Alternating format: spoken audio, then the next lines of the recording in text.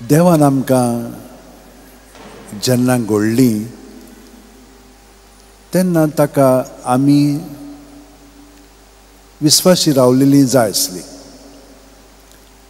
ताचेर पातयेवन पूण ताणेन आमकां एक देणें दिलें, स्वतंत्रपण. म्हणजे ऑटोमॅटिकली आमी ताचे बरोबर रावंक जायना, पूण आमच्यान आमचे वस्तूंगी रावंक जाता. हें स्वतंत्रपण ताणेन आमकां दिलें. आनी हे भाशेन आमी तो ताच्या येवजणे प्रमाणे आमचें जिवीत सारलेलें जाल्यार आमी खरी खुशाल आसतले आसले. पूण आमी आपल्यापणान जिवंक लागली म्हणून हें सगळें देवाची येवजणे प्रमाणे संवसारांत आमी ताची भुरगीं कशीं जिवंक जाय आसलेलीं तें विस्कटलें आनी तें काबार जालें. आमी पळयता की सुरवातेकूच एकामेकाक तीं गुन्यांवकार करूंक लागलीं. एकामेकाक भाव भावाक मारून जिवेशी हे भाशेन जिवंक लागले. आनी हे खूण जे जालेले आसा ते आतां आमी जाणो कितले वाडलेले आसा.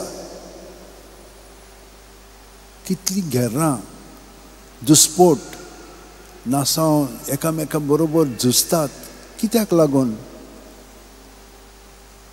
पिसायपण न्ही.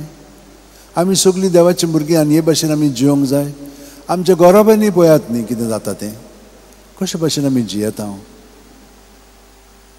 एकाच कुसव्यांतान आमी जल्मल्लीं भुरगीं एकामेका विरुद्ध आसा, एकामेकाचो खूण करता. तें तेन्ना घडलें तें आजून पर्यंत घडटा. पूण तें घडोना जावच्याक देवान आनी एक येवजण सुरू केली आपल्या पुता वरवीं. ताका ताणें धाडलो.